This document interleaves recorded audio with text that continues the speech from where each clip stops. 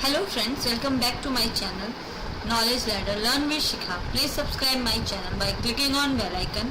और ये है करंट अफेयर्स और ये हैं 2 सितंबर 2020 के मोस्ट इम्पॉर्टेंट करंट अफेयर के क्वेश्चन जिनको लेके मैं आ गई हूँ। आशा करती हूँ आप सभी अच्छे होंगे। तो सबसे पहले जानते हैं कल के बोनस प्रश्न का आंसर। तो प्रश्न है,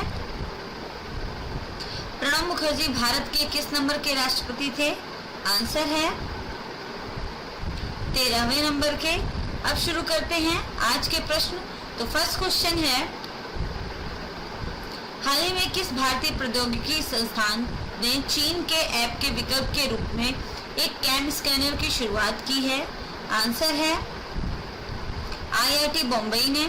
जानते इसके बारे में प्रमुख बिंदु। प्रधानमंत्री नरेंद्र मोदी के आत्मनिर्भर भारत आह्वान को आगे बढ़ाते हुए भारतीय प्रौद्योगिकी संस्थान IIT बॉम्बे ने मुख्य रूप से दस्तावेजों की स्कैनिंग करने में इस्तेमाल करने वाले चीन के ऐप के विकल्प के रूप में एक कैम स्कैनर की शुरुआत की है। चीन के ऐप पर केंद्र सरकार ने प्रतिबंध लगा दिया था। IIT बॉम्बे के विद्यार्थियों द्वारा बनाया गया यह नया ऐप कैम एयर स्कैनर के नाम से जाना जाएगा और यह निःशुल्क उपलब्ध होगा। नेक्स्ट क्वेश्चन है, हाल ही में सप्लाई चेन रेजलिस पर ऑस्ट्रेलिया, भारत, जापान के मंत्रियों की बैठक में भारत का प्रतिनिधित्व किसने किया है? आंसर है पीयूष गोयल ने। जानते इसके बारे में प्रमुख बिंदु। भारत के केंद्रीय वाणिज्य और उद्योग मंत्री पीयूष गोयल तथा ऑस्ट्रेलिया और जापान के अनेक उनके समकक्षों ने ऑस्ट्रेलिया, भारत, जापान आर्थिक मंत्रियों की सप्लाई चेन रेजिलियंस पर संयुक्त बैठक में भाग लिया।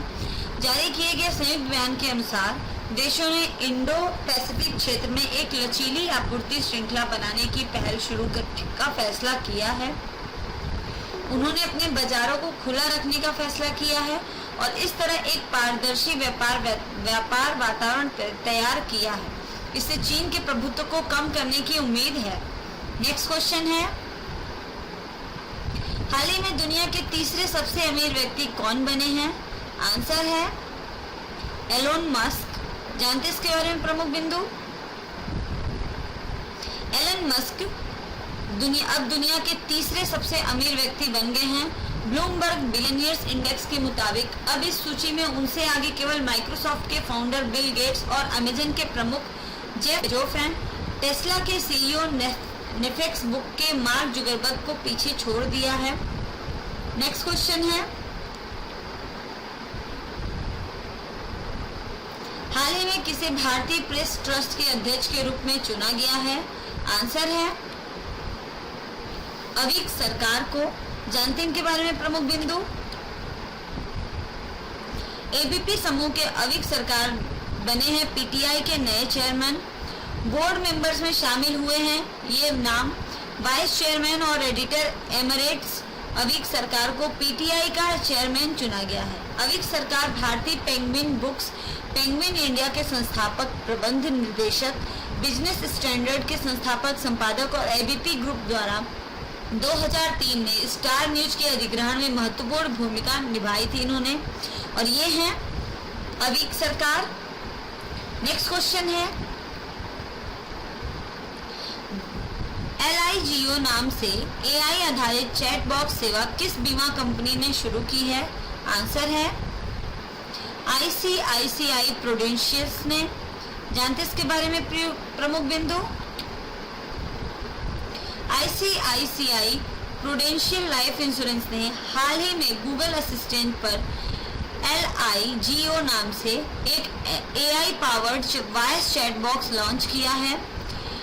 ग्राहक और नीति धारक सरल वॉइस कमांड देकर उत्पादों पर अपने प्रश्नों को हल करने के लिए इस चैट बॉट का उपयोग कर सकते हैं। कंपनी के अनुसार ग्राहक अपने स्मार्टफोन पर गूगल असिस्टेंट को सक्रिय कर सकते हैं और अपनी नीतियों के विवरण के लिए अपना पॉलिसी नंबर या मोबाइल नंबर बता सकते हैं। नेक्स्ट क्वेश्चन है, किस राज्य ने 1500 करोड़ रुपए की लागत से विश्व के सबसे बड़े टॉय म्यूजियम बनाने की घोषणा की है? आंसर है गुजरात ने। जानते इसके बारे में प्रमुख बिंदु। गुजरात में विश्व का सबसे बड़ा टॉय म्यूजियम बनने वाला है। इसके लिए 30 एकड़ जमीन आवंटित की गई है। इसे गुजरात की चिल्ड्रन यूनिवर्सिटी के बाल भवन प्रोजेक्ट के तहत बनाया जा रहा है। यहाँ प्राचीन काल से लेकर आधुनिक काल तक के 11 लाख से ज्यादा खिलौने प्रदर्शित किए जाएंगे। इसका उद्देश्य बच्चों को खिलौनों के जरिए वैज्ञानिक, कलाकार व महापुरुषों का परिचय कराना और भारतीय संस्कृति का दर्शन करवाना है। तो ये है भारत के मैप में गुजरात यहाँ पे है, और ये है वो इस टाइप से कुछ ऐसे छोटे छोटे खिलौने रख के वो टॉय म्यूजियम बनाया जाएगा। नेक्स्ट क्वेश्चन है, समेकित गोल्ड चेन और मूल्य संवर्धन संरचना के विकास के लिए प्रधानमंत्री किसान संपदा योजना के तहत कितनी परियोजनाओं को मंजूरी दी है? आंसर है 27 परियोजनाओं। जानते इसके बारे में प्रमुख बिंदु। सरकार ने देश में समेकित गोल्ड चेन और मूल्य संवर्धन संरचना के विकास के लिए प्रधानमंत्री किसान संपदा योजना के तहत 27 परियोजनाओं को मंजूरी दे दी है।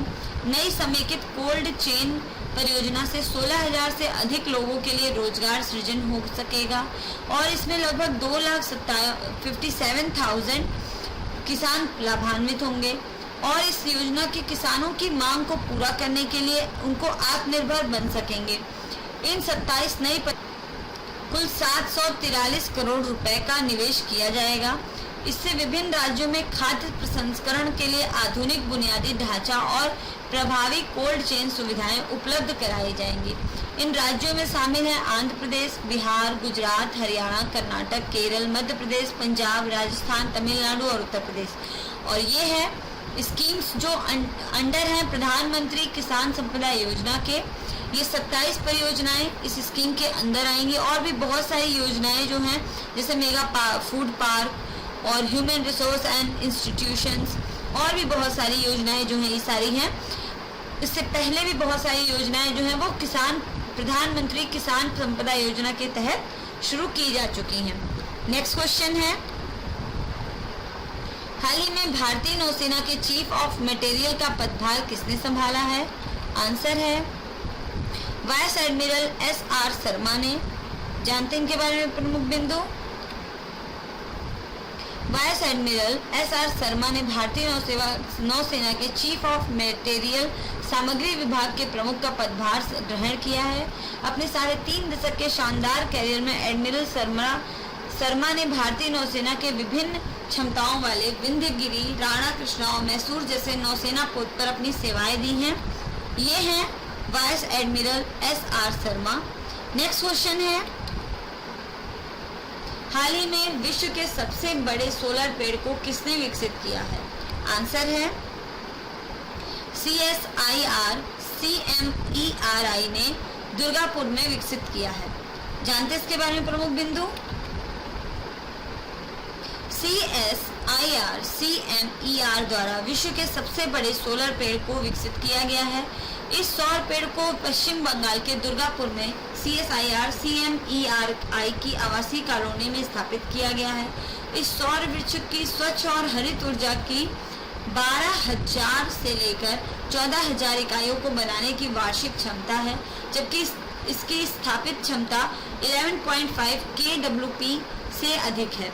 सोलर ट्री को इस तरह से डिजाइन किया गया है कि यह सूर्य के प्रकाश के समक्ष प्रत्येक सौर PV पैनल का अधिकतम प्रदर्शन सुनिश्चित कर सके। एक सिंगल सौर वृक्ष में 35 सौर PV पैनल लगे हैं, जिसमें प्रत्येक की क्षमता 330 WP की है। पेड़ की ऊर्जा उत्पादन के आंकड़ों को वास्तविक समय या दैनिक आधार पर मॉनिटर किया जा सकता है। यह पेड़ न्यूनतम शैडो एरिया भी सुनिश्चित करेगा, जो इसे उच्च क्षमता वाले पंप, ट्रैक्टर और पावर टिलर जैसी कृषि गतिविधियों में उपयोग के लिए उपलब्ध कराया जाएगा। और ये पेड़ कुछ इस टाइप से होगा। नेक्स्ट क्वेश्चन है,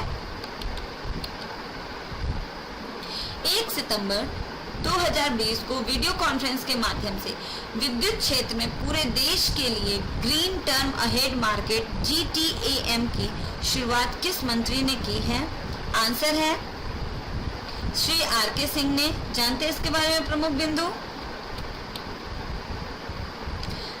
भारतीय अल्पकालिक बिजली बाजार को हरित बनाने की दिशा में पहले कदम के रूप में केंद्रीय विद्युत तथा नवीन एवं नवीकरणीय ऊर्जा राज्य मंत्री, स्वतंत्र प्रभार और कौशल विकास एवं उद्यमिता राज्य मंत्री श्री आर.के. सिंह ने 1 सितंबर 2020 को वीडियो कॉन्फ्रेंस के माध्यम से विद्युत क्षेत्र में पूरे देश के लिए green term ahead market GTAM की शुरुआत की है। इस कदम से नवीकरणीय ऊर्जा क्षेत्र में भागीदारी बढ़ेगी और क्षमता वृद्धि लक्ष्य हासिल करने में ऊर्जा मिलेगी। GTAM एक वैकल्पिक मॉडल है जिसका मकसद नवीकरणीय ऊर्जा उत्पादकों को बिना दीर्घकालीन बिजली खरीद समझौते PPA के खुले बाजार में बिजली बेचने की सुविधा उपलब्ध कराना है। GTAM प्लेटफॉर्म की शुरुआत नवीकरणीय ऊर्जा RE समृद्ध राज्यों पर बोझ कम करेगी और अपने RPO नवीकरणीय ऊर्जा खरीद बाध्यता से RE क्षमता को और अधिक विकसित करने के लिए उन्हें रियायत देकर प्रोत्साहित करेगी।